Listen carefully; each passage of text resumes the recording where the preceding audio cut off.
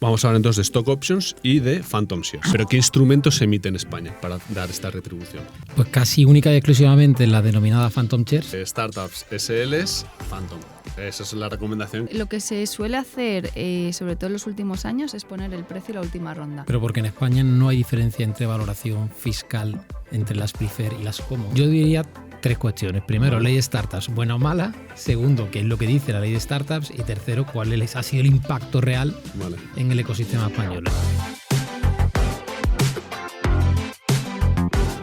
¿Empezamos o qué?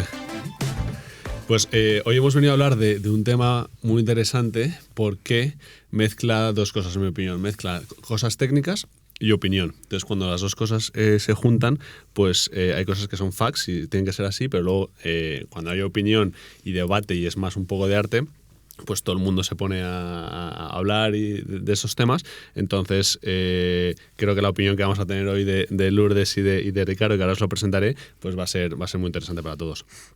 Esta conversación va a ser más desde unas lentes de startups y early stage. Entonces, no va a aplicar a todo el mundo. Hay muchas cosas que sí, pero hay otras cosas muy particulares del mundo de las startups. Y además solo vamos a hablar de España. Entonces, aunque hablaremos un poco de Estados Unidos, pues que sepáis, que todos los que estáis escuchando, que esto es particularmente para el mercado español. ¿Cuál es el objetivo de hoy? Es dar un poquito de luz a todos aquellos que estéis o bien montando planes de stock options o bien negociando en vuestras propias compañías los contratos de stock options, pues que tengáis un poquito de luz por donde podéis tirar. Y para todos los que no seáis emprendedores o estéis en esas startups, pues simplemente para que aprendáis del tema, que es bastante chulo. Entonces, hoy he liado a Lourdes, que es socia de JME. ¿Qué tal? Yo soy socio de JME también, estamos todo el día trabajando juntos, y el Ricardo, que es socio de Andersen. ¿Qué tal? Muy buenas. Entonces, muy rápido, voy a decir, para que todo el mundo que nos esté escuchando esté al mismo nivel, vamos a hablar entonces de Stock Options y de Phantom Shares. Entonces, ¿qué es eso? Es una retribución. Tienes tu salario fijo, puedes tener tu bonus y adicionalmente puedes tener Stock Options o Phantom Shares, que ahora hablaremos de ello. ¿Por qué se hace esto? Uno, porque originalmente en las startups se hacía para compensar salario, es decir, muchas de ellas no tienen recursos suficientes y entonces a cambio pues te dan stock options parte de la empresa. Dos, para retener a talento. Cada vez es más difícil retener talento y mediante este mecanismo pues se puede conseguir. ¿Y qué más? Y para alinear intereses, por supuesto. Es decir, como esto es una forma de retribución y cuanto mejor vaya la compañía, mejor para el que es dueño de las stock options, pues todo el mundo gana, ¿no? Y en ese sentido, como todo el mundo gana, es un juego de suma positiva, que nos encanta esa palabra en el fondo, por lo dicho, porque aunque él, dueño de la empresa, esté repartiendo parte de su stake entre ciertas personas, pues al final todo el mundo gana porque la tarta será más grande, o por lo menos ese es el objetivo. Entonces, de historia, muy rápido. ¿Por qué y cuándo empieza esto? El primer plan se dice que se hizo en 1956 por un abogado americano. Eso, digamos, como oficialmente está esa fecha. Pero, ¿por qué empieza a ocurrir todo esto? Porque se pasa, las personas pasan a ser, me estoy explicando mal. La unidad productiva de la persona pasa a ser la materia gris en vez de ser la persona que mueve tornillos. Pues cuanto más creatividad y más skill se necesite de la propia persona, más importante se vuelve, entonces más poder tiene. Esa balanza entre el capitalista, digamos, y el empleado se empieza a equilibrar y entonces se necesita que esas personas pues estén más retenidas, estén más incentivadas, etcétera. Entonces, un ejemplo muy rápido de un libro que se llama Cheap War, que habla de un tío que estaba muy orgulloso de dar participaciones alrededor de 1960, que en la costa oeste se estaba empezando a hacer versus la este, que no se hacía nada, ¿no? Entonces vemos que incluso en los 1960 ya se empezaba a dar. ¿Por qué? Porque era una industria, que en este caso era semiconductores, en las que era tan importante las personas y el conocimiento de estas, que o bien hacían eso o bien no contrataban a gente talentosa. Esto como intro. Así que nada, ya empezamos. Yo por añadir una sí. cosa en el tema de los incentivos, o sea, de por qué se da, ¿no? De la razón de ser. Al final es muy complicado para un empleado que viene de un trabajo seguro de un corporate conseguir convencerle para que se vaya a una startup, ¿no? Entonces, independientemente de que le ofrezcas el mismo salario y que no salga perdiendo, para ellos el hecho de tener ese incentivo de un potencial upside cuando te estás asumiendo mucho riesgo, pues es clave, ¿no? El decir, vale, voy a un sitio de una gran inestabilidad, pero que si las cosas salen bien, yo ahí puedo ganar mucho. Entonces esto al final se convierte en un incentivo relevante para los empleados, ¿no? Aunque luego la realidad sea que es muy difícil que ese incentivo se concrete. se cobre de verdad, ¿no? Que ahora hablaremos de esto. Vale, entonces yo empiezo con la primera pregunta y luego ya que fluya como una conversación. Okay. Pero ¿qué instrumentos se emite en España para dar esta retribución? Pues casi única y exclusivamente la denominada Phantom Shares, aunque es cierto que teóricamente se podrían hacer planes de opciones sobre acciones, que es un derivado financiero como se hacía en Estados Unidos hasta reciente fecha, pero la legislación española no está preparada para que una startup, ahora después lo comentaremos, ¿no? La nueva ley de startup supuestamente viene a paliar ese defecto legal, pero fiscalmente los planes sobre opciones y además legalmente desde el punto de vista de derecho mercantil hacen difícil su implementación en las SL, que la mayoría de startups son SL, por no decir el 99% de las mismas. Vale. Bueno, hay que añadir que hemos hecho un poco de research de compañías que los empleados están en la compañía española, pero que la matriz es americana, ¿no? Entonces, en esos casos, a pesar de lo que hemos visto de compañías a las que hemos preguntado, a pesar de que el empleado esté en una compañía española, porque es empleado de la española, se le dan stock options de la americana. Entonces, hay unos pequeños casos, pero son muy puntuales, de empleados españoles con stock options de las americanas, con los beneficios y ventajas que comentaremos. Y desventajas porque vas a tributar en España si eres residente fiscal en España, claro. Eso es. Pero sí que es verdad que sí que hay empleados españoles de compañías españolas con stock options de la compañía americana. Pero quitando esos casos, no hay, a día de hoy, ninguna startup hace un plan de stock options en vez de un plan de Phantom Shares. Vale, o sea, Phantom para las startups, pero hay un tema, o sea, ¿cuál es la razón de por qué no hace eso realmente? Bueno, hay una razón histórica y es que el gobierno español desde finales de los 90 penalizó el tratamiento fiscal de los planes sobre opciones por el famoso escándalo Telefónica, que recuerdo para los que sean más jóvenes. Justo cuando se privatiza Telefónicas, una de las maneras de retribuir a sus ejecutivos, como bien decías, era darle planes de opciones sobre acciones, que al final es un derivado financiero y te llevan la diferencia del valor de mercado al valor realmente al que tú ejercitabas la opción. Pero ¿qué sucedió? Que al final, como la mayoría de los ejecutivos eran prácticamente designados a dedo por el gobierno, hubo un escándalo muy grande a finales de los 90 en España y esa manera de retribuir a los ejecutivos entró un poco en desgracia y lo que hizo fue cambiarse la ley fiscal para que tuvieran una fiscalidad, pues penalizarles, ¿no? Fiscalmente, por decirlo de alguna manera. De ahí, eso permeó un poco hasta nuestras épocas y realmente opciones o planes de opciones sobre acciones casi no hay porque tienen una fiscalidad muy, muy lesiva para el empleado. Por entrar un poco más en detalle, sí. ¿no? Cuenta si quieres un poco la fiscalidad, cómo aplica. Bueno, un tratamiento muy lesivo porque realmente cuando uno ejercita un precio o ejercita la opción para comprarlo, como le dan un descuento sobre el precio de mercado que tiene, lo que dice la norma española es que tú tienes que tributar sobre el spread, sobre la diferencia entre el precio de mercado y el precio al que tú has ejercitado la acción en tu renta del trabajo. Además es valor de mercado, según dice Hacienda, que tendrás que discutirlo, no es precisamente fiscal mi especialidad, pero tendrías que discutirlo con ellos. Y después cuando las vendas volverás a tributar, esta vez sí, en ganancia de patrimonio. O sea, el caso es que cuando te dan opciones sobre acciones, una vez tú has pasado tu periodo de vesting y las has devengado y ya son tuyas, si decides ejercitar esas opciones, para ejercitarlas tienes que pagar un precio por ellas, que tienes que pagar el strike price, ¿no? Entonces, esto supone hacer un pago upfront. Esto es un pago que tú haces a la compañía, pero luego, además de este pago upfront, tienes que pagar impuestos por la diferencia entre el strike price y el valor de mercado en ese momento en el que hagas tú, y eso es el rendimiento del trabajo con el tipo impositivo que te aplique, ¿no? Entonces tienes un doble pago, vale, por una ganancia que no es real, que tú a lo mejor el día de mañana esa compañía vale cero y tú has tenido que pagar ese dinero, ¿no? Entonces, o sea que es un poco envenenado, o sea, tú recibes un tema, lo pagas y encima tienes que pagar impuestos de algo que ni siquiera has tenido ganancia. Bueno, sobre papel sí, pero sobre... Pero es curioso porque en Estados Unidos es igual. Es decir, si en Estados Unidos no tiene el famoso 400 Valuation 409, 409. si no lo tienes, que al final es un tercero independiente que valora tu compañía a un precio de mercado, si tú ejercitas el strike price por debajo de ese precio, también será income earning, tributarás por eso. Siempre que tengas el informe y ejercites el precio por encima, no tributarás nada. Entonces ahí hay dos truquillos. Si tú quieres conceder stock options y tributar muy poco y pagar muy poco, uno, le pones un strike price cercano a cero para que no tengas que pagar por esas acciones. Y dos, tienes que intentar justificar que el valor de tu compañía es cercano a cero para que no pagues impuestos. Digas, oye, a mí me han dado acciones, pero es que esta compañía pierde tanto dinero, justificas de cualquier forma. Entonces, esto solo lo puedes hacer en etapas muy iniciales, ¿no? Una vez ya ha habido pues rondas de ampliación de capital con una valoración X, etcétera, es muy difícil de justificar. Pero al principio del todo sí que se puede. Vale, entonces, trucar. por ir encarrilándolo, en España casi todas las SLs, casi todas las startups, phantom shares. Hay Por otra un tema- razón adicional, o sea, es por un tema fiscal y que el empleado tiene que hacer un pago upfront, pero luego hay un tema de governance.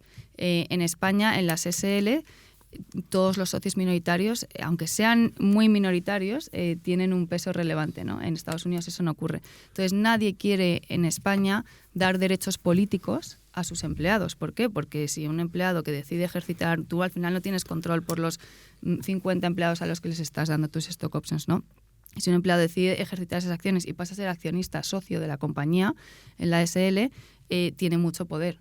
Puede negarse a firmar actas de junta, a firmar ampliaciones de capital, y eso es un problema a nivel de gobernanza, ¿no? Entonces, al final eso es un fregado que por mucho que pongan incentivos fiscales, ninguna SL quiere darle ese poder político a sus Y hay un empleados. tercer problema de implementación legal de derecho societario, de la ejecución de ese plan, de esa opción sobre, no acción, participación, porque estaríamos en una SL y a la hora de ejecutarlo no es tan sencillo por las prohibiciones de la autocartera de la ley española, que es lo que supuestamente viene a paliar, que después entramos la ley de startups, y digo supuestamente. Porque la prohibición de autocartera es 3 años, o sea, tú tienes 3 años de autocartera, ¿no? Sí, pero la prohibición fundamental es que ni una SL ni una SA puede suscribir originariamente sus propias acciones. En una ampliación de capital, el que asume participaciones o suscribe acciones no puede ser la compañía inicialmente.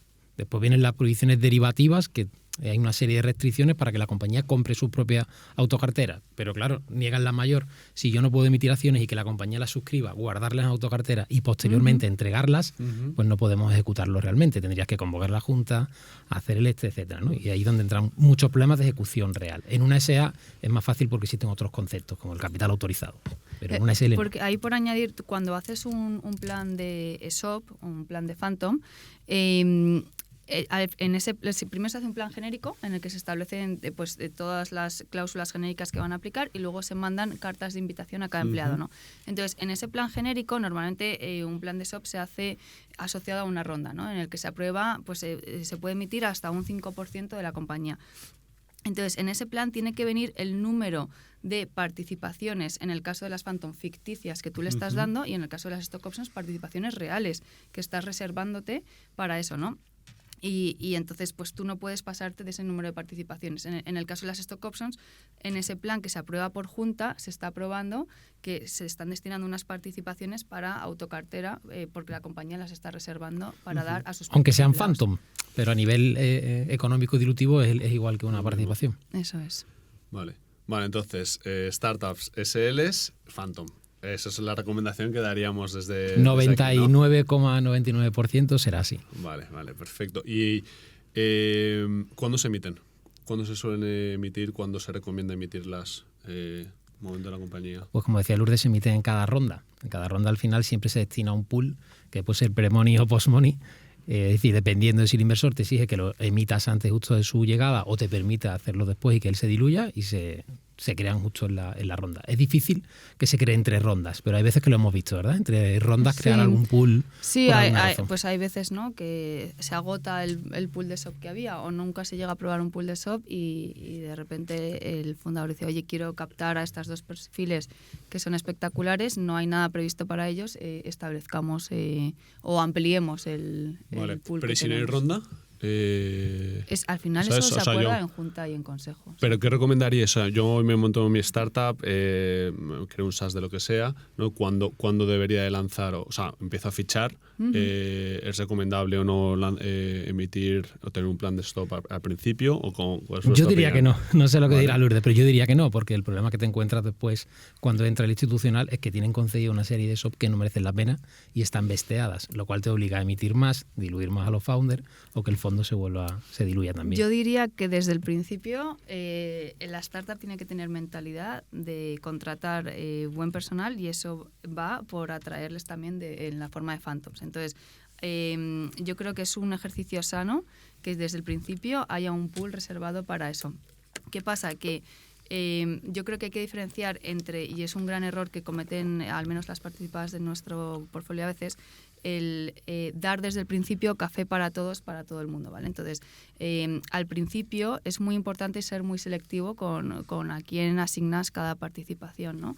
Y luego, una vez la compañía ya llega, quizás diría más, una vez ha llegado a una serie B, en la que tiene pues cercano a entre, pues desde luego más de 50 empleados, ahí sí que recomendaría, y creo que es sano, y de hecho yo creo que las buenas compañías lo hacen todas, un plan genérico y establecido y objetivo en el que no se van dando ad hoc a fulanito menganito, sino que en función de si se trata del nivel de management, VP y de la categoría del empleado, pues se le dan X Phantom. Vale. O sea, mi opinión es que cada startup es un mundo, ¿no? Pero si tú eres una startup, me lo invento, 3 fundadores técnicos, no necesitas realmente talento súper bueno en ese sentido, yo estoy contigo, tampoco se debería. Pero muchas de ellas es, a lo mejor, 2 tíos de business que necesitan meter a un equipo bueno y que desde el principio tienen que darlo, ¿no? Ojo, Pero o sea, entonces, una cosa es tener un pool de SOP y otra cosa es asignarlo, ¿eh? cuenta eso, es verdad. Sí, No, que dilo. tú reservas un pool de SOP y puede pasar 2 años y no haber asignado nada porque no has encontrado empleados claves a los que quieras retener de esa forma, ¿no? O sea, tener la mentalidad de que Eso realmente, oye, están available, están dispuestas para cuando encontramos a alguien que realmente Eso se lo es. merezca. Pero el ejemplo que tú pones es más de un late co-founder que hacía falta rellenar un hueco que un empleado propiamente dicho que añade valor. Por lo menos así lo considero yo.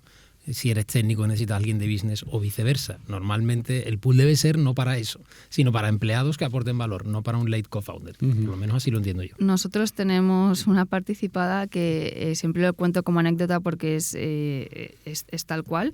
Nos propuso en un consejo que quería dar participaciones hasta la chica de la limpieza, ¿no? Entonces, yo creo que es muy importante ser muy exquisito con a quién quieres retener dentro de tu compañía, que esto no es una retribución generalizada, sobre todo en las primeras etapas, y dar ese incentivo a quien realmente quieras que esté en el largo plazo en tu compañía. Vale, entonces sería, voy recapitulando a medida que vamos avanzando, ¿no? Entonces, Phantom para startups, desde el principio con esa mentalidad pues tiene sentido, aunque o hay particularidades de las compañías. ¿Cuánto es ese pool, no? ¿Cuánto? O sea, no hay...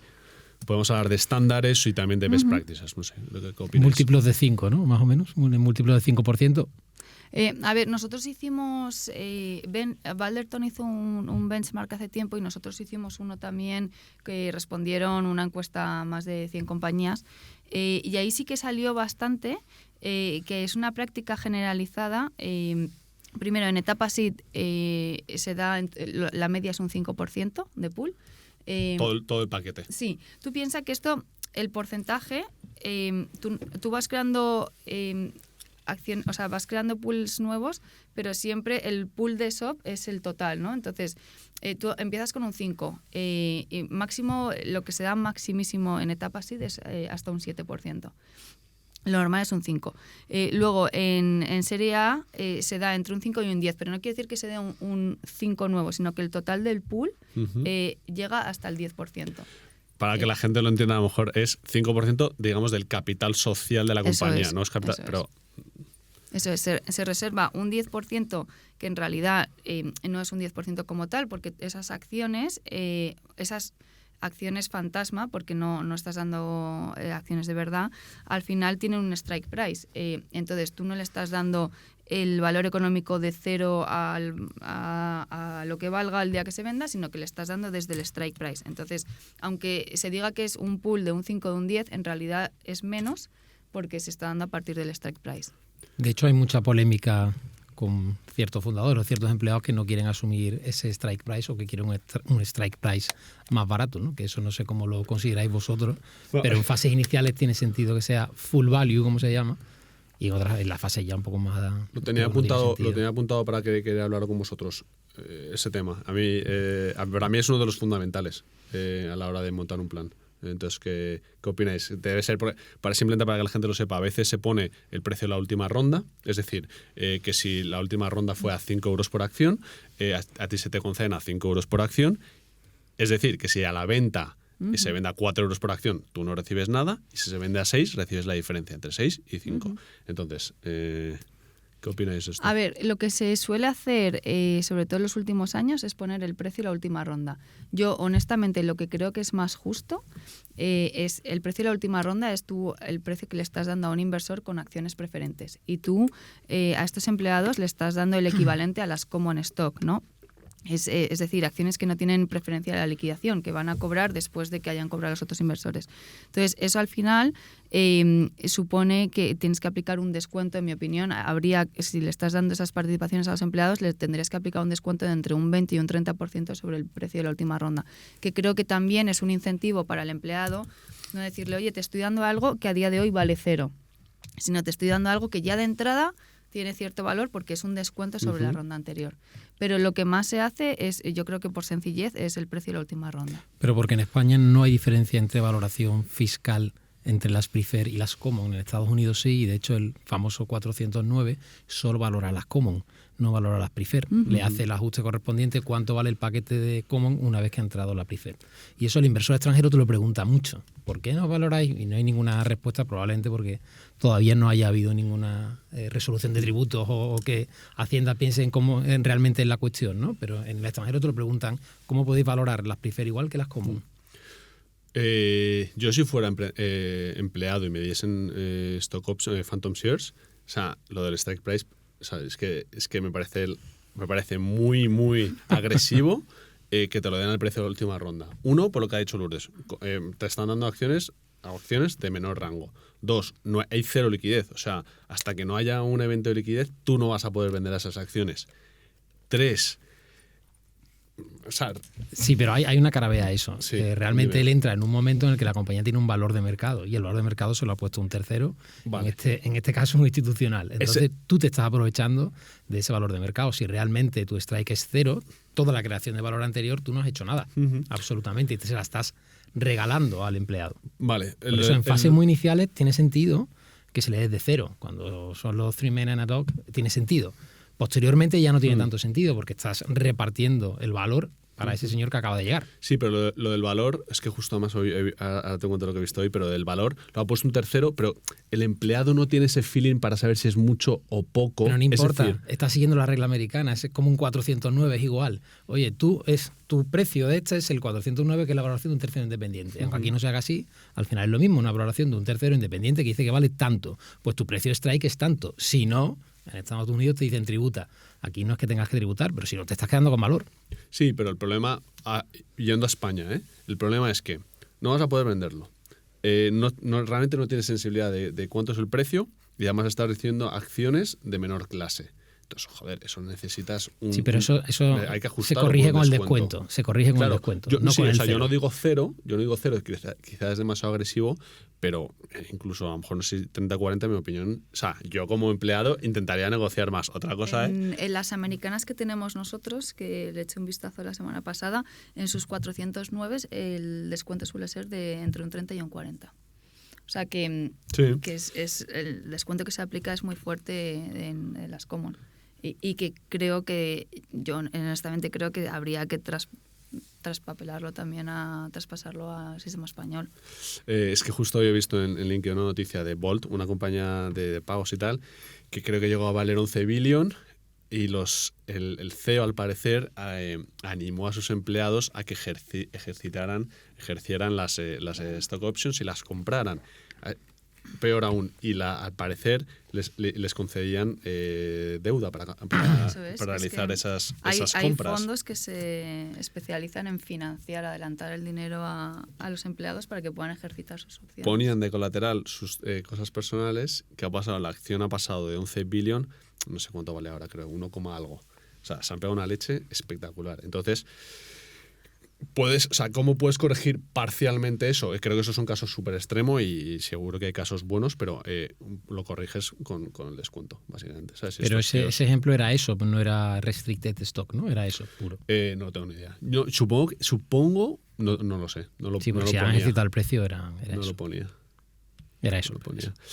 Pero generalmente en Estados Unidos, ahí debo decir que sí que hay mecanismos, las propias empresas facilitan a sus empleados el que puedan ejercitar las opciones. Y por ejemplo, pues si a ti te equivale, te toca tener 1.000 participaciones a un precio por acción de 10, el strike price, ¿no? Pues entonces, y encima tendrías que pagar X impuestos, aunque en el caso de Estados Unidos, si tienen el incentivo fiscal, el impuesto se difiere al momento de la liquidez, ¿vale? O sea, que generalmente no tienen que pagar impuestos.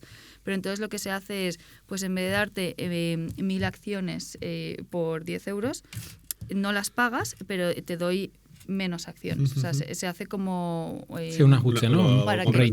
Para que no tengan que adelantar un dinero, ¿no? Y luego eso se da muchas facilidades de pues que el bonus que se te iba a dar, en vez de que tengas que adelantarlo... en vez de que tengas que adelantar el bonus. O sea, sí que se dan facilidades para que pero los aquí no se puede. realmente no tengan aquí que es poner. Asistencia financiera, Eso si intentas... es.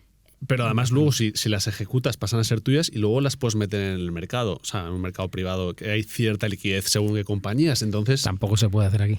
Claro, eso, o sea, por eso digo que... Joder. En Estados Unidos hay un montón de fondos de secundario que compran a empleados, ¿no? Aquí no puedes hacer eso.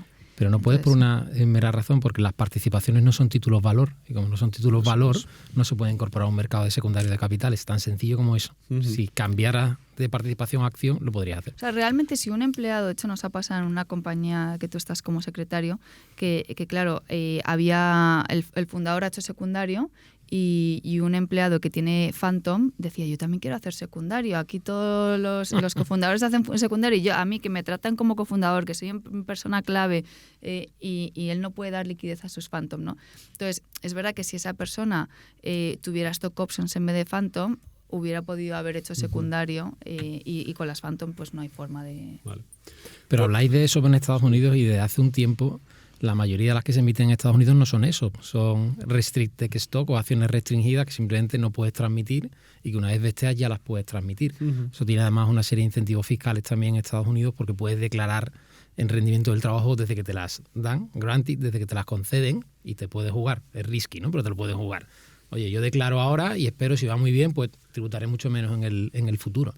Y ese es el modelo. Microsoft y las grandes los tienen, han pasado todos así. ¿Desde cuándo es así? ¿Por qué ha cambiado? Desde 2000 y pico, porque la norma contable americana ha cambiado y tú antes podías tener eso y siempre que se ejecutaran a fair market value, tú en tu contabilidad era cero. Y ahora no, ahora estás obligado a imputar el precio. Sí. Y entonces en RSU o en Restricted Stock sí puedes contabilizarlo a cero. Y te interesa por cuestión contable americana. Okay. Que ese es otro debate. Yo nunca he visto, yo no soy auditor, pero nunca he visto a ningún auditor preguntando, ¿usted tiene Phantom Shares y cómo tiene contabilizado eso? Porque sí, y casi nadie lo hace. Casi nadie lo hace. De hecho, hace unos años dimos una charla de formación sobre temas de stock options y phantoms y uno de los puntos era la contabilidad y entonces yo llamé a un montón de compañías de nuestro portfolio para ver cómo las contabilizaban. Ninguna la tenía. Ninguna las contabilizaba, ¿no? Pero es curioso porque el auditor te sigue preguntando sobre los pleitos menores, en fin, un poco el estilo antiguo, pero nunca te preguntan, ¿esta compañía tiene implementado algún sistema de retribución? Sí. Y que, pues yendo ya a la parte de contabilidad, la conclusión fue que no sé porque al final, como no lo pudimos contrastar con nadie que lo hubiera hecho realmente, pero en la teoría, al final, los planes de Phantom, tanto de stock como Phantom, son provisiones que tú tienes que tener en tu pasivo. Entonces, esas provisiones tú las tienes que pasar por el P&L como un gasto y luego pasártelas a tu pasivo. ¿No? Y el día que se venda la compañía, pues ese pasivo se da de baja y se resta la caja, ¿no?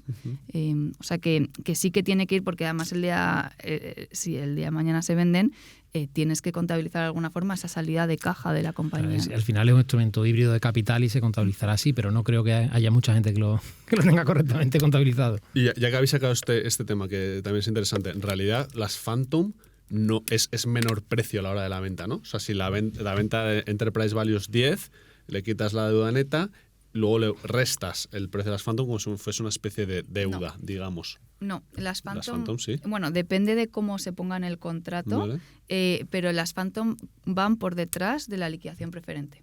Es decir, primero se cobra la deuda, Vale. luego la liquidación preferente de los inversores, se aplica la liquidación preferente, luego ya las Phantom. Toda la razón, eso es. Pero en caso de que fuese, digamos, que están in the money, o sea, todo el mundo sería como menor precio. Correcto. Sin embargo, en las stock options sería como menor precio por acción, ¿no? Porque habría como más acciones. Pero el resultado debería para ser el mismo. dividir. El resultado Matemáticamente sería el mismo, ¿no? debería ser el mismo. Aunque jurídicamente no es lo mismo, pero matemáticamente debería salir lo mismo. Sí. Ahí no sé si a nivel de números cambia. No debería. No debería. Serían No más debería. acciones por un lado. Siempre y cuando no ejecute liquidación preferente, pero hay Eso que es. tener la salvedad en los planes de indicar que su equivalencia siempre es con common shares y que en todo caso cobrarán detrás de el liquidation preference que haya en la compañía. Y aquí hay otro tema que yo creo que ya hemos comentado en el pasado, que el empleado tiene la obligación de liquidar sus impuestos, ¿no? O sea, tú le das ese dinero y luego él pues tiene que cotizar por su IRPF, etcétera. Pero, claro, al considerarse rendimiento del trabajo, pues resulta que ese dinero que cobra tiene que tributar también la empresa por ese dinero a la Seguridad Social. Entonces, cotizar a la Seguridad Social, ¿no? Entonces ahí la duda está de dónde se detrae ese dinero, ¿no? Si sale de la caja de la compañía, si sale porque en los contratos a los empleados se suele poner que ellos se encargan de todas las cargas tributarias, ¿no? Pero en principio es la compañía la que tiene que hacer frente a ese exceso de pero los contratos de sí recargo. dicen que la compañía pagará todas las contribuciones, prestaciones, además no puede ser de otra manera porque tú no puedes cargar a un empleado con su propia cotización, excepto en supuestos muy tasados. O sea, esto llevado al caso real. O sea, yo sí tengo que recibir 10, ¿qué significa? Que de esos 10... Te retendrá Hacienda correspondientemente con tu rendimiento del trabajo, la retención Vale. X, y que la compañía pagará 1/3 de 10 a la Seguridad Social en concepto de cotización con un límite, porque depende de tu salario hay un límite. Pero entonces, ¿va a ser 13 más o menos el coste de eso? ¿O va a ser 10 menos Seguridad Social? Va a ser 13. Va a ser Es 13. decir, Vale, 13. o sea que en lo que hay que deducir en el valor de la empresa no es 10, que sería el total, sino sería 13. Eso es lo que decía Lourdes. Ah. Que, Claro, nosotros eso no es deuda financiera neta, en teoría. una venta que hemos hecho hace poco, que los empleados cobraron Phantom y claro, los founders no habían caído en que de repente tenían que hacer frente, porque hay un límite que es de 50.000 euros, ¿no? Aproximadamente, sí. De Seguridad Social. Entonces, si el empleado está por encima de esa base de cotización, no hay problema, pero si está por debajo, tienes que cotizar. Entonces ellos no habían caído en la cuenta de eso, los empleados cobraron lo que les correspondería, el 10, que luego tributarían por el IRPF, pero por la parte de Seguridad Social tuvieron que acordar con el comprador, llegar a un acuerdo para que se pagara con la caja de la compañía ese 30% de cotización a Seguridad Social. Es decir, que se lo restaron del Enterprise Value, hablando en plata. Bueno, al final se hizo toda la operación y pasado unos meses se acordó que se cogía dinero de la caja para pagar eso. Vamos, que los ¿sabes? compradores realmente no se dieron cuenta de que eso... Correcto, que les pagarse. afectaría al earnout dependiendo de la métrica del earnout. No, ¿Tampoco? según tengo entendido, al final dijeron se coge de la caja de la compañía y... No sería ya está, mucho, ¿no? pues. En cualquier caso.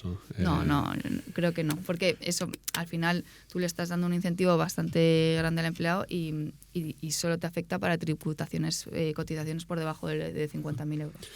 Por seguir con el plan que tengo aquí, que creo para que la gente se acabe llevando una buena foto de todo. Entonces hemos dicho que planes entre un 5 y un 10% más o menos, a medida que se va viendo rondas, se van haciendo top-ups, digamos, ese plan, para que más o menos siempre estén en torno al 10, incluso 15%. O sea, llegados a Serie B ya llega al 15, Vale. y lo máximo que hemos visto nosotros, que es una compañía que ha salido a bolsa, es un 25. Vale. Que es una barbaridad, pero hay que pensar que es un 25 todos con strike price y los strike price en diferentes momentos, ¿no? O sea que Vale. a lo mejor eso equivale a un Pero americana. 15. Americana, sí.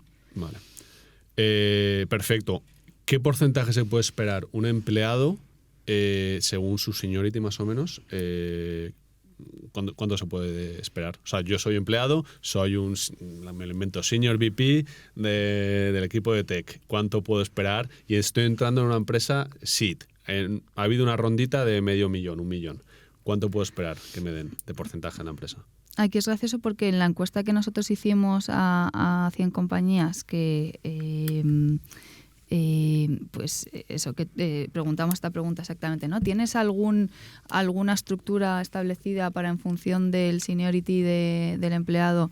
Y 98 dijeron no. Es decir, ninguno tenía ningún plan establecido. Mi respuesta es que sacarse un poco el dedo y ver cómo sopla el viento. Eso es lo que yo veo, ¿eh? Dependiendo de la calidad del candidato, sí, de la personalidad del founder, de lo que le permitan, etcétera. Y una compañía sí que nos respondió poniéndonos su estructura y me explotó por aquí. Decían, si es C-level no fundador, tiene cercano al 1%.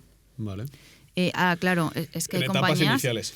Hay compañías que tienen 3 personas en C-level y compañías que tienen 9, ¿no? Tú no puedes dar un 1% a cada persona C-level, ¿no? Luego, si es VP de ventas, 0,35. Si es management, 0,15. Y si es empleado, porque ellos tenían un plan generalizado. Era, de hecho, creo recordar que era, bueno, no voy a decir el nombre, pero una compañía que había levantado ya una serie C, ¿no? Y a los empleados en general les daba 0,05. Vale. Y ahí, claro, es que es complicadísimo porque depende de el número de años que tengas empleado, del organigrama. O sea, si eres soldado raso, lo que has dicho, 0,05, y si eres un super crack y además estás entrando pronto, hasta un 1%. Vale, entonces luego te encuentras con todo tipo de casos, ¿no? Te encuentras que necesitas a un co-founder y que estás dispuesto a darle un 5% a ese co-founder, ¿no? Uh-huh. Aunque hay muchas veces, más que de un plan de SOP, sale del propio founder, de sus acciones, el que él diga, oye, yo quiero tener una estructura de cap table sólida y estoy dispuesto a darle un X% a otra persona. Sí, alguna vez hemos visto peloteos de phantoms entre uno y otro, o acuerdos privados entre founders, oye, cuando me llegue a mí te cederé tal cantidad, etcétera, etcétera, ¿no? De las más diversas formas jurídicas y económicas, pero eso se suele hacer, ¿verdad? Y sí. De advisory, que no has dicho nada, advisory sí he visto gente muy top que entra en compañías relativamente early y al que se les suele ofrecer entre 0,5 y 1. Que es mucho, pero gente muy mucho. top. Sí, a mí sinceramente no me gusta eso. O sea, lo hemos visto, pero sí. El problema que tiene eso, o sea, suelen ser perfiles... de valor, ¿no? Es que suelen ser perfiles súper buenos sobre papel, como con muchísima experiencia que teóricamente te puede abrir un montón de puertas, y el problema es que tienes tantas expectativas que cuando llega el día a día es mucho más complicado de lo que parece, y de repente, pues sí, está contigo, no sé, 18 meses, y de repente le tienes que dar un 1%, y te ha abierto un par de leads, de alguna reunión, ¿sabes? Que no ha aportado tanto valor como para decir, coño, es que al otro, me lo invento, al mi super VP de ventas que está todos los días, a lo mejor es que le hago un 0,3. Entonces, y a este le voy a dar un 1. Porque consideras que el equity hay que sudarlo, ¿no? Tiene que ser sweat equity. Yo en parte estoy de acuerdo contigo, pero sí creo que a roles muy estratégicos, no el 1, darle 0,35, como decía Lourdes antes, sí procede. Porque creo que sí ayuda, a un nivel muy estratégico. Ahora, no lo va a sudar, evidentemente, pero te puede servir.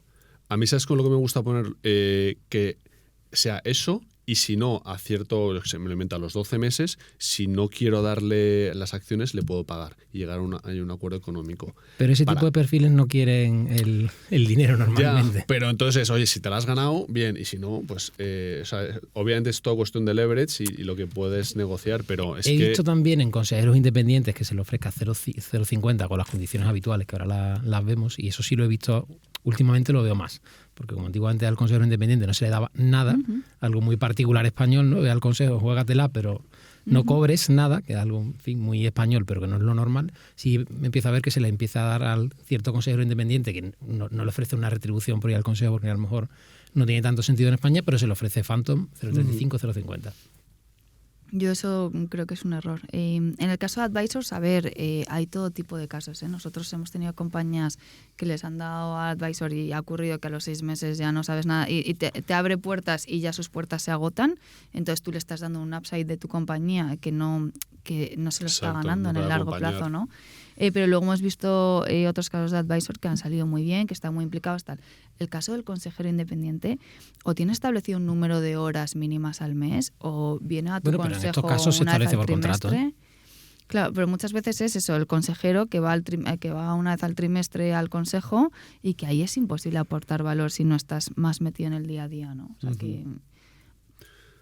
Vamos al tema de cláusulas y condiciones, ¿no? Hemos hablado de strike price, súper importante. ¿Qué otras condiciones? La primera que tengo aquí apuntada, tiempo de devengo. ¿Cuánto suele ser estos timings?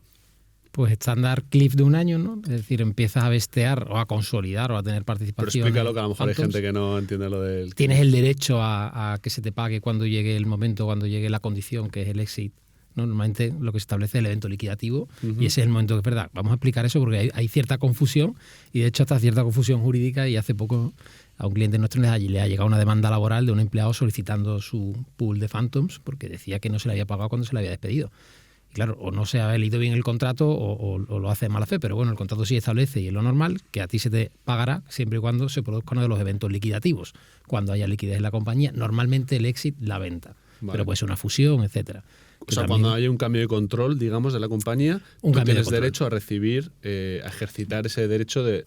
Correcto. Cuidado con los cambios de control en los que no hay liquidez. O sea, es muy importante que el evento de liquidez se defina muy bien. Entonces suele ser una salida a bolsa o un cambio de control, pero que no, cambio de control, por ejemplo, no puede ser una fusión en la que no hay... hay papelito solo.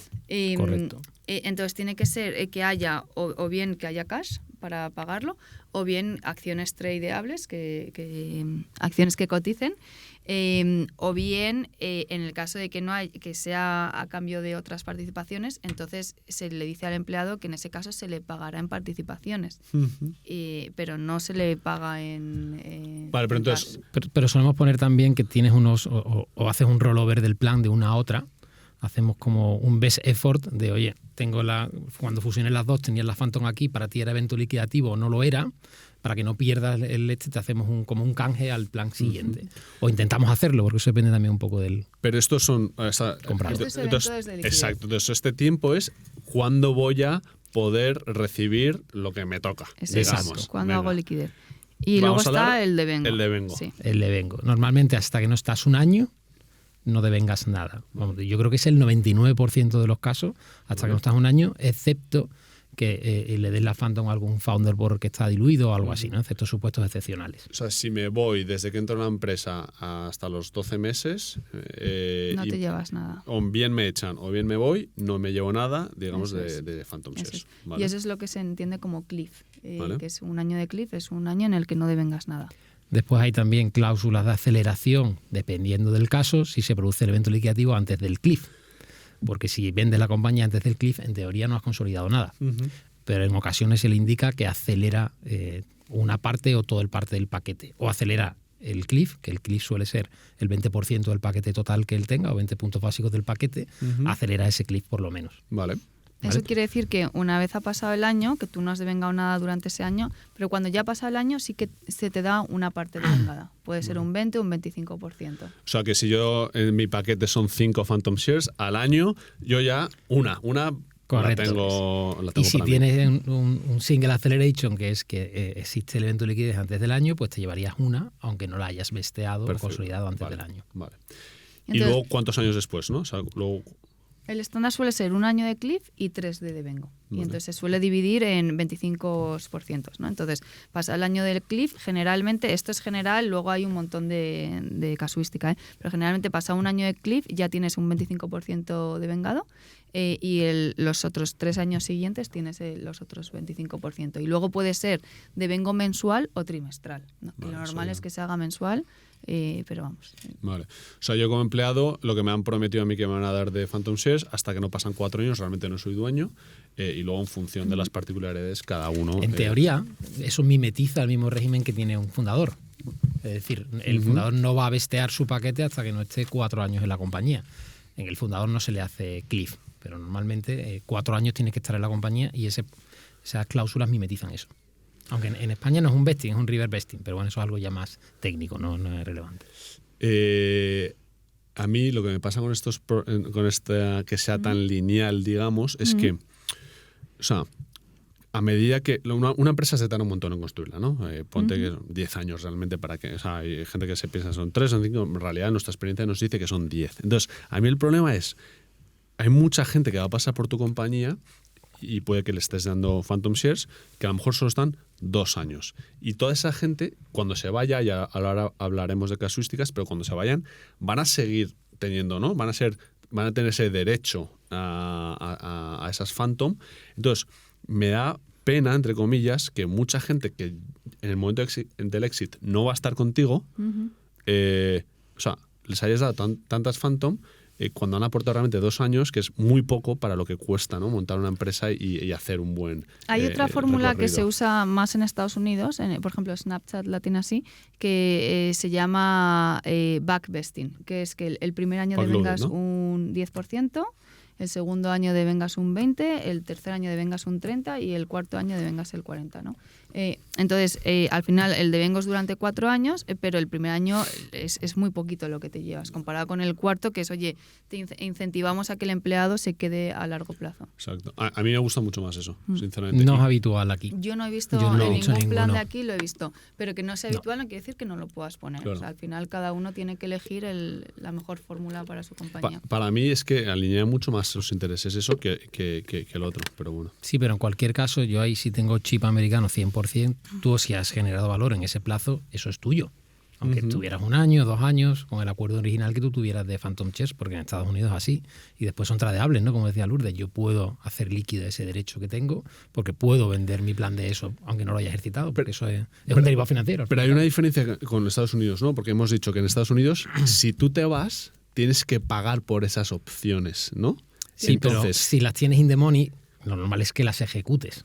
O que las puedas hacer líquido con los descuentos correspondientes en un mercado sofisticado como el americano. Pero hay gente que a veces esas acciones, esas mayoría... opciones vuelven a la compañía porque a lo mejor tienen que desembolsar, o sea, cantidades importantes, pues a lo mejor 40, 50, 100.000 euros o dólares, que es dinero. Entonces, ¿qué pasa? Eso se pierde, entonces vuelve, digamos, al plan, al pool grande. Entonces, sin embargo, aquí no. Aquí si tú en España, ¿no? Si tú en España tienes Phantom y te vas, pues lo que hayas devengado, for you. A ver, ahí hay diferentes casuísticas. Sí, hay versiones. Una es, el gran problema de las Phantom, efectivamente, es que no se reciclan, ¿no? Las stock options, como tú das por hecho que muchos empleados se van y nunca van a ejercitar esas acciones porque tienen que adelantar un dinero, las vas reciclando y las vas reutilizando. Las Phantom no. Entonces, hay planes en los que se establece que si tú te vas de la compañía, si se te despide, ahí no se te pueden quitar. Pero si te vas de la compañía, las pierdes. Todas. Todas, aunque las hayas devengado. Entonces, otra cosa es, si eso es agresivo, y sí. probablemente no muy legal. Eso es. Otra cosa es que eso sea legal o no, porque tú le has dado un derecho al empleado que él lo ha devengado y que es... Entonces, por mucho que tú en tu plan digas que se las puedes quitar, pues bueno. Y luego hay otro intermedio que es más... quizás más justo porque puedes desincentivar mucho, o sea, puedes dar situaciones muy injustas, es que si tú te vas, las cobras, pero hasta pasados 2 años, es decir, pones un periodo de caducidad. Entonces, una vez, incluso si se te despide, una vez han pasado 2 años, 5 años, etcétera, nosotros en una de nuestras compañías tenemos puesto 5 años, que es mucho. Yo creo que 2, 3 años es más justo, ¿no? Entonces, si te vas de la compañía, a los 3 años de haberte ido no ha ocurrido el evento de liquidez, caducan. Vale. Porque tú... ¿Y eso se puede hacer? Bueno, yo honestamente creo que sí, porque es un derecho económico que tú le estás dando a un empleado, pero que tiene una caducidad. No se lo estás quitando de una forma injusta, sino que ese derecho ha pasado un tiempo y ha caducado, ¿no? Pero es que yo no soy laboralista precisamente. Al final siempre lo había enfocado en una óptica puramente de derecho societario y mercantil. Y así lo solemos enfocar en el mundo del capital riesgo, pero la realidad es que un plan de Phantoms, que al final es un contrato, puedes establecer casi lo que quieras. En España, en mi opinión, forma parte del derecho laboral. Y los derechos laborales son irrenunciables porque tú a este señor se lo estás dando por trabajar. Entonces, como se lo está dando por trabajar, se le va a aplicar el Estatuto de los Trabajadores. Y dice que los derechos laborales son irrenunciables y que el empleador no puede, ¿cómo se dice esto? No puede eliminarlos ni derogarlos. Entonces, que tú le digas que pierde un derecho que es un salario al fin y al cabo, con una condición, pero que es un salario, una parte de su salario, por el mero hecho de que se vaya, bueno, veo difícil de ganar eso en la jurisdicción laboral. Y creo que la jurisdicción laboral tiene visa atractiva sobre eso. Dicho lo cual, la fórmula que decía Lourdes de los años, esa ya es más dudosa. Esa es distinta, porque ahí entiendo que, oye, sí es cierto, no te estoy derogando ningún derecho que tienes, sino que lo estoy también sujetando a otra condición que es razonable. Dicho lo cual, no tengo constancia si hay alguna sentencia muy antigua ya, del año 2000, 2000 y pico, justo con la vorágine de Telefónica, en la jurisdicción laboral sobre las opciones sobre acciones, pero sobre Phantom Shares, que yo sepa, no hay ninguna sentencia relevante en la jurisdicción laboral. Y de ahí lo que decíamos al principio, que hay que ser muy, muy cauto con a quién asignas estas Phantom, porque luego una vez se las asignas, lo más probable es que a esa persona ya le pertenezcan. Pero si tuvieras que decir porque qué fórmula en el exit te volverá de vuelta todo lo que no esté. Tendrás que garantizar con el indemnity correspondiente todo aquello que no esté bien ajustado. Pero yo la fórmula que recomendaría es la de establecer en el plan que una vez el empleado se ha ido de la compañía, ya sea por despido procedente, porque a todo esto cuando es despido procedente sí que se les pueden quitar. Vale, pero bueno, ¿ves? España... Aplican la lógica de derecho laboral. Entonces, con lo cual si es despido improcedente o si la persona ha abandonado la compañía, darle un periodo tras el cual se puede, pasado ese periodo caducaría ese derecho. Pero ves que estás aplicando lógica laboral de despido procedente, no tienes derecho a indemnización, es decir, te quito tus derechos, pero en el improcedente no. Sí, totalmente. Bueno, y de hecho las Phantom, como lo hemos repetido antes, lo hemos dicho antes, pero va por nómina, ¿no? Al final es una nómina la que recibes cuando te pagan los rendimiento del trabajo. Algún laboralista podría considerar un contrato de Phantom Shares como un anexo a tu contrato de trabajo, aunque no sea así realmente. Y aunque mucho del clausulado sea complejo, sofisticado, mercantil, para mí el core al final del contrato es laboral, es salario, te lo están dando por trabajar. Si te lo están dando por ser socio, accionista o un stock options, no, porque tú estás pagando el capital que te corresponde, es distinto. Pero en el Phantom Shares al final te lo están dando por trabajar. Y luego hay otra fórmula que a mí no existe, yo creo, o no la conozco, pero que a mí me parecería la más justa, que es darle al empleado el valor por el tiempo que él ha estado. Es decir, si tú has estado cuando la compañía, cuando entraste valía 10 y cuando saliste valía 40, tú te quedas, y eso nadie te lo va a quitar, el valor el día que se vende la compañía entre 10 y 40. Te vas de la compañía, pues ahí ya para de contar ese valor, ¿no?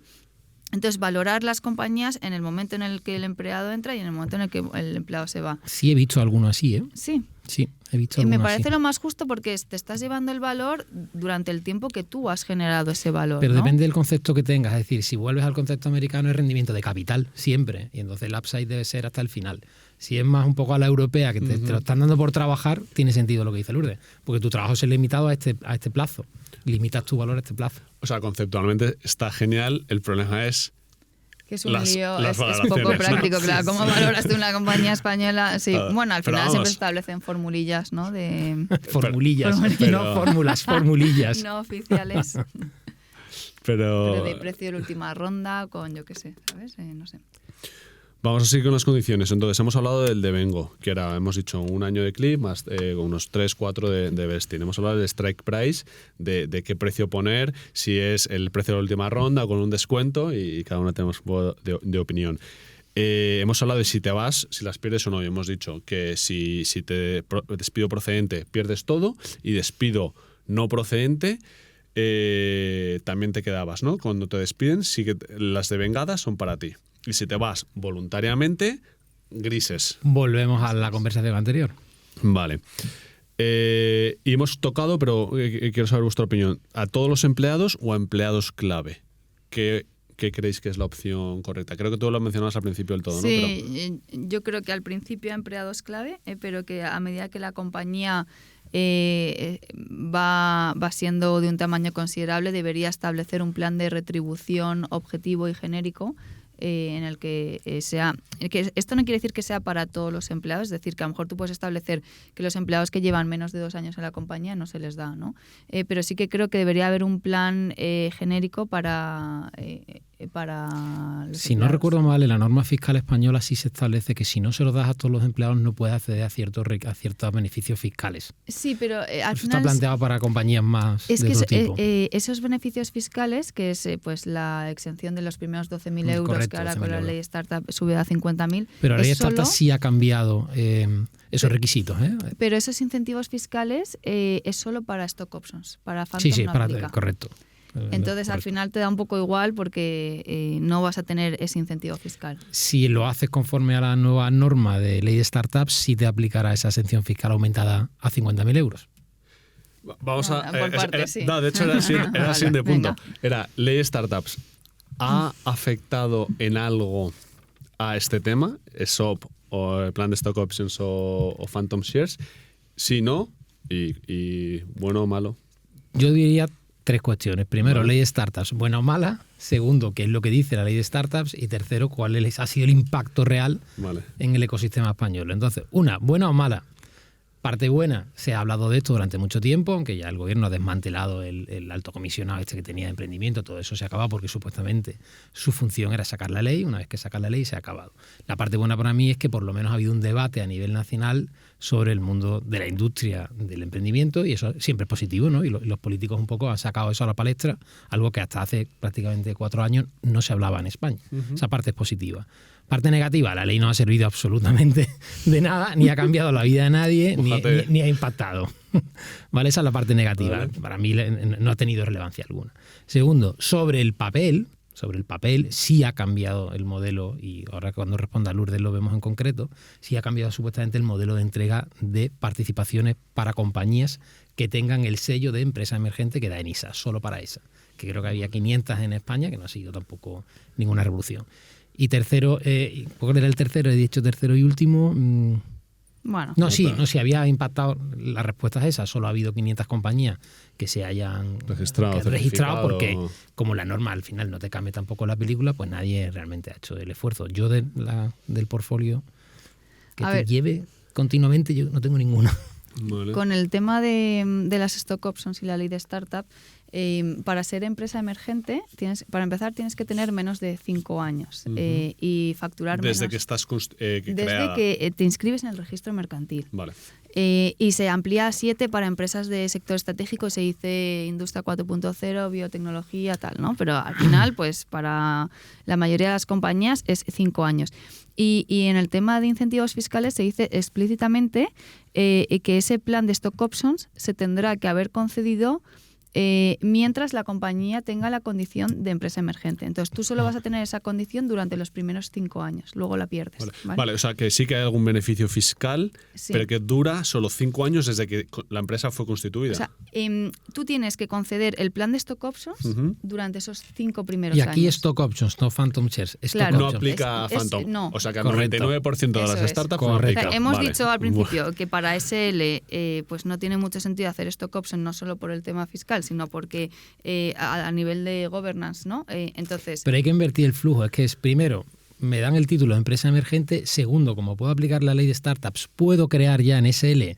Después cuento la autocartera, stock options. Y entonces, tercero, como ya la puedo crear y se la entrego, al que se la entrego tiene el beneficio fiscal hasta los 50.000 euros.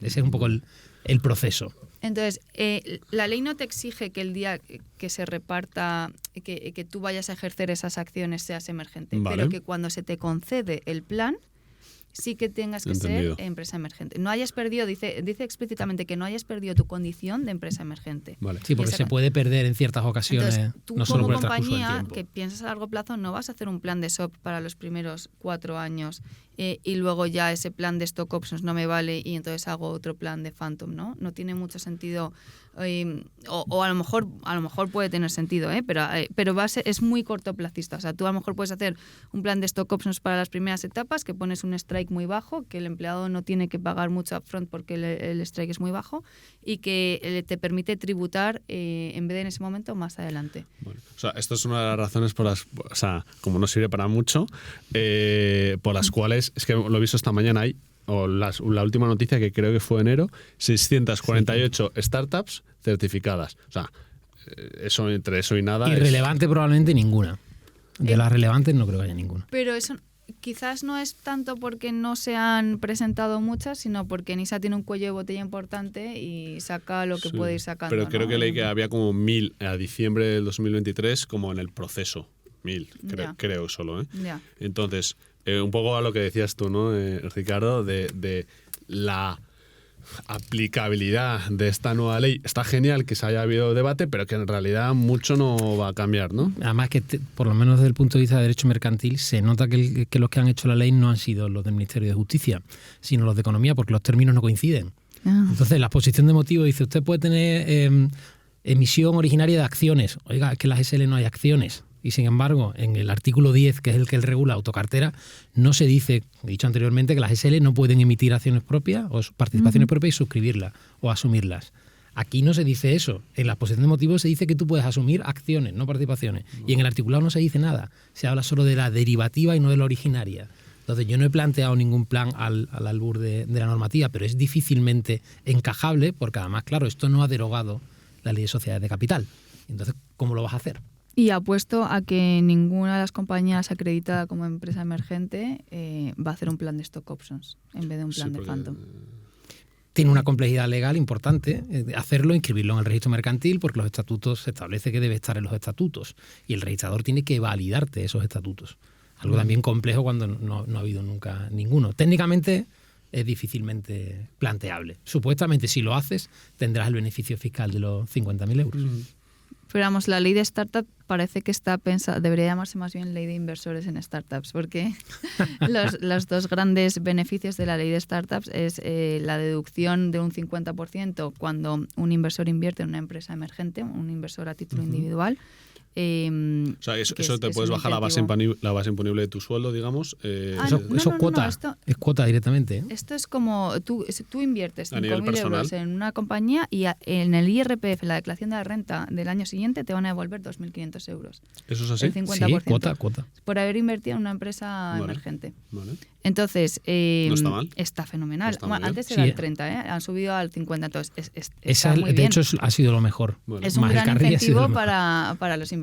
Y luego está el tema del carry, ¿no? Vale. Que antes había que tenías una exención de un 30%. Explica lo que es el carry, por si hay algún despistado. El carry es el incentivo que reciben los inversores una vez dan la rentabilidad esperada a sus LPs, que son los inversores del fondo, ¿no?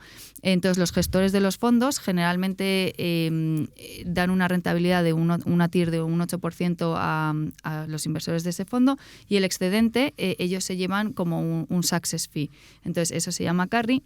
Y sobre ese carry tributa como rendimiento del trabajo. Entonces, hay una serie, como es un dinero que se cobra cada muy poco tiempo, si se cobra. Cada poco tiempo, cada mucho tiempo. En un periodo corto. Exacto. Pero eso, a que igual estás 10 años y cobras carry pues una vez, ¿no? Cada, no sé, 7 años.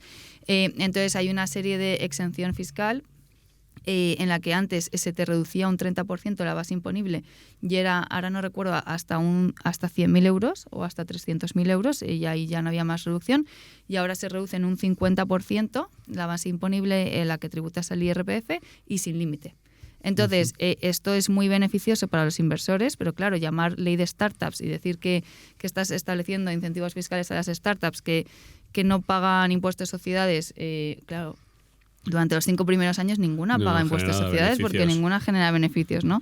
Entonces, al final, pues eso, los incentivos más reales son para los inversores, la realidad. Además, o sea, la conclusión básicamente de la ley de startups es que le debería dar una vuelta. Correcto.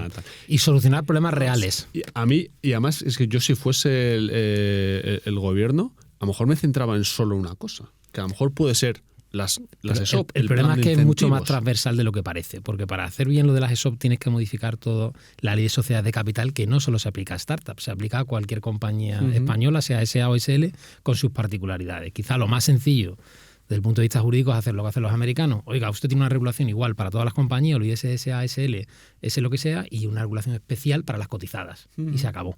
Y eso es lo más sencillo. Pero hacer eso es complicado. Legislativamente es complicado. Por eso esta norma no se ha atrevido a cambiar la ley de sociedades de capital, porque ese proceso es más complejo de lo que parece.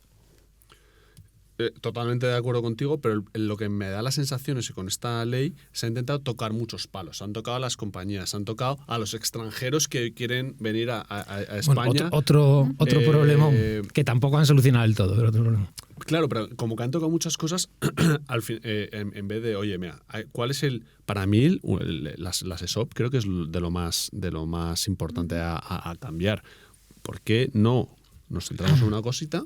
Y luego sí, que tendrá un montón de derivadas y un montón de cosas. Es que cambiar una sociedad limitada, cambiar la autocartera a una sociedad limitada y que realmente tú puedas hacer un plan real, darle stock option o algún tipo de acción restringida como hacen en Estados Unidos, es una reforma de mucho más calado que la del mercado del emprendimiento. Y eso supone cambiar la concepción de lo que es una ley, de lo que es la sociedad de capital en España, y eso no es tan sencillo. Y vas a luchar contra cientos de años de acervo jurídico y de construcción de sociedades en España. Y esa modificación va a tardar muchos años si realmente se da. Porque háblale tú de esto a un catedrático que pueda tener cierta edad, es complicado que él pueda llegar a entender, tiene usted que cambiar el modelo radicalmente. Y al final la influencia dentro del ministerio es la que es. Eso no va a ser mañana ni pasado, hay que intentarlo, evidentemente. Por ir terminando, cosas más fáciles que podemos saber nosotros. Bruto versus neto. Lo hemos tocado en breve, pero quiero que quede más o menos claro a la gente. Vamos a hablar solo de Phantom Shares porque al final creo que los que nos están escuchando van a tener Phantom Shares. Entonces, llegado el momento de la venta, ¿cuánto voy a recibir? Esa es como la pregunta. Vamos a hacer algún supuesto, ¿vale? Yo recibí, yo soy un empleado y tengo un 0,5, vamos a hacerlo random, más fácil, un 1% de la compañía que se me dio en Phantom y se vende a 100 millones. ¿Equity value o enterprise value? Equity value. Vale. Equity value 100 millones. En teoría debería de recibir 1 millón en bruto. ¿Salta la liquidación preferente o no salta la liquidación preferente? No salta la liquidación preferente. Y luego el strike price, ¿no? Pongamos que era strike price 0, ¿no? Vamos a poner primer caso, strike price 0, muy sencillito. Entonces, bruto, 1 millón, ¿no? Un 1% de equity value, 1 millón. Vale. Viene Hacienda, ¿qué tengo que restar? Bueno, te van a retener la parte correspondiente por pagarte el bonus de rendimiento del trabajo, que eso depende de unas tablas, y la compañía lo depositará en Hacienda por ti, y después cuando hagas la declaración de la renta va a tributar en rendimientos del trabajo que dependiendo de la comunidad autónoma en la escala correspondiente, con una reducción del 30% por rendimiento irregular. Esa es la tributación. Vale, pero va a rendimiento del trabajo. Voy a rendimiento del trabajo. ¿El marginal cuánto era? Depende de si vives en Barcelona, en Madrid o en Sevilla, es distinto. ¿Y esa reducción del 30% no hay un límite? No lo sé. Pregunta más de fiscalista propio. Vale, pero entonces, por hacerme una idea, 47% más o menos, ponte por... Entonces, va a tributar sobre el primer 30% no tributa, es decir, los primeros 300.000 euros no tributa, va a tributar por 700.000. Vale, son los primeros 300.000 a mi bolsillo y luego los 700.000, pues lo que toque según comunidad autónoma, que aproximadamente puede ser a lo mejor entre un 40 y un 50, más cerca del 50, ¿no? Creo que Cataluña es la que tiene el marginal más alto y creo que Madrid es la que tiene el más bajo junto con Andalucía.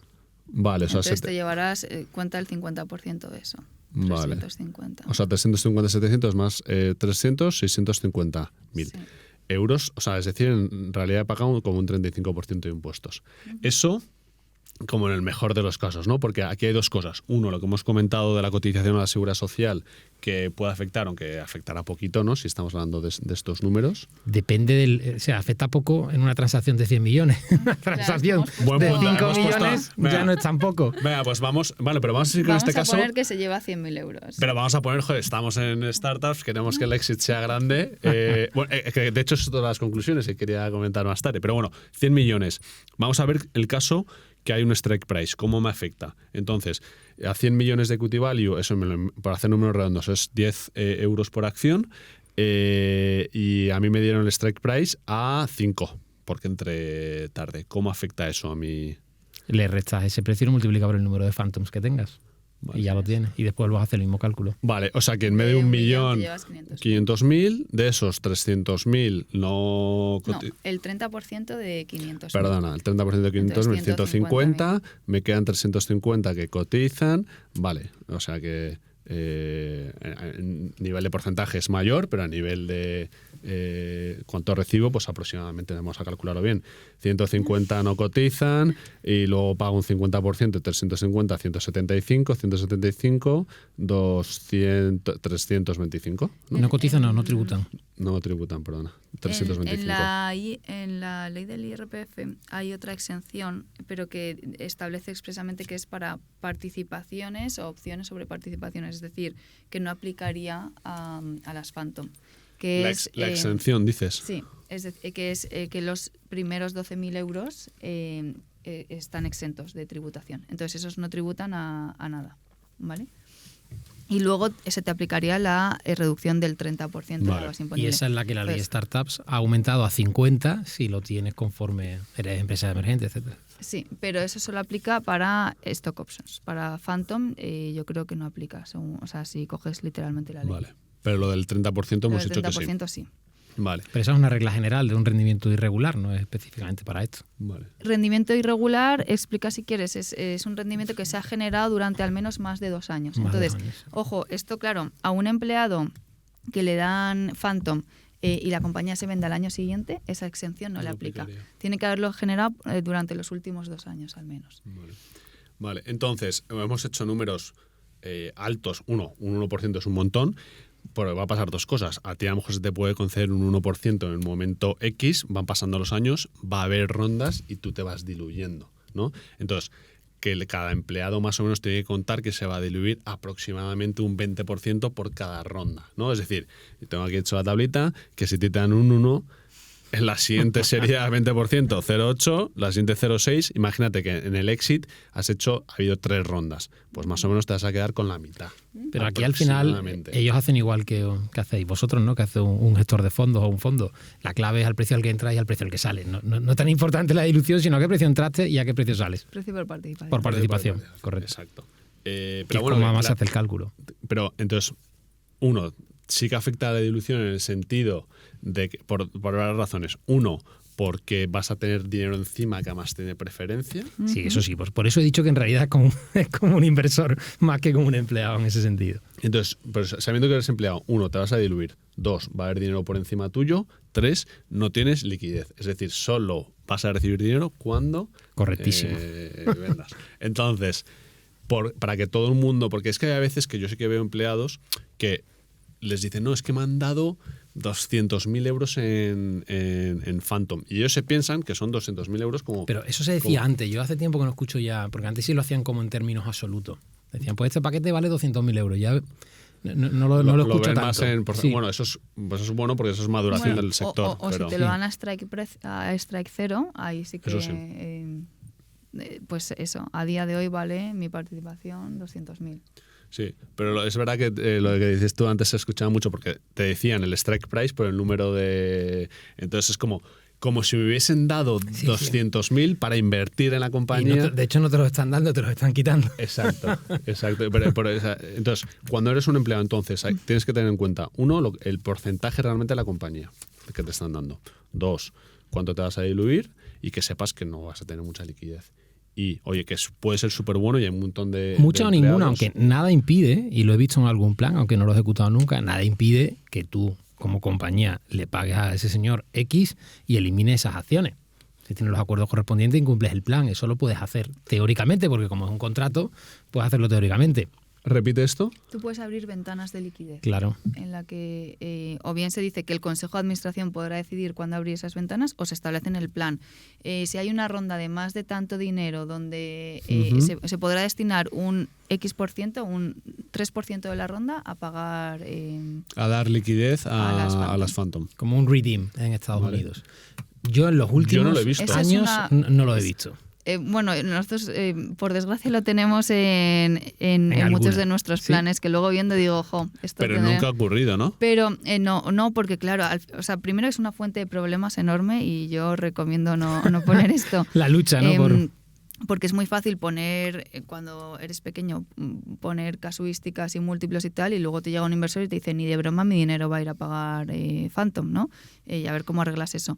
Pero sí, lo tenemos en más de una, que para rondas de más y se pone un múltiplo. de más de 10 veces del tamaño de la ronda actual y siempre que sea no más de un tanto porcentaje, no más de un 5% del tamaño de ronda se podrá... Y ahora tienes que regular si el empleado está obligado o si el empleado no está obligado y es una facultad, porque puede ofrecérselo y que él no quiera. O puedes obligarle a ingresar el dinero en la cuenta. Recomendación que las ventanas de liquidez sean por un cambio de control donde hay caja y una salida a bolsa, o sea, donde hay una liquidez real. Única liquidez real, ¿no? Que solo se cobren cuando hay evento liquidativo real. Eso es. Y no merger con cash, ¿no? No cashless. Llevamos 1 horita y cuarto, horita y media. ¿Algún tema que queráis sacar o cerramos el capítulo? Yo creo que no, más o menos lo Yo creo que ha quedado claro, ¿no? O sea, yo creo que al final las conclusiones es, oye, puede ser un incentivo súper chulo para empleados, aunque hay que ser realistas de que va a ser difícil, uno, que tenga mucho valor, simplemente porque en España, bueno, en general, los exits grandes son escasos. Y luego también porque Hacienda se lleva casi el 50%. Porque Hacienda se lleva mucho dinero y luego porque tienes casuísticas, pues eso es lo que hemos hecho, las liquidaciones preferentes, de dinero por encima, que puede que merme lo que finalmente recibas, ¿no? Pero que all in all sí que sirve con lo que decíamos al principio, que era una forma de retención y de motivar al empleado. Y bueno, porque realmente en España solo hay incentivos para estar en el capital o en la grandísima empresa o en el mundo startup. En ningún otro sitio te ofrece nadie ningún tipo de retribución ligada a capital o en el que tú tengas beneficio del capital. Te ofrecerán un bonus variable conforme a cómo vaya la compañía, pero no relacionado con el capital. Nosotros y varias de nuestras compañías han dado liquidez, tanto compañías americanas como españolas, a los empleados. O sea, que al final es un incentivo real, que las empresas cada vez hay más M&A en el mercado y que con diferente upside, pero que sí que se está dando liquidez real a los empleados. Genial. Pues muchas gracias. Nada, gracias a vosotros. Venga.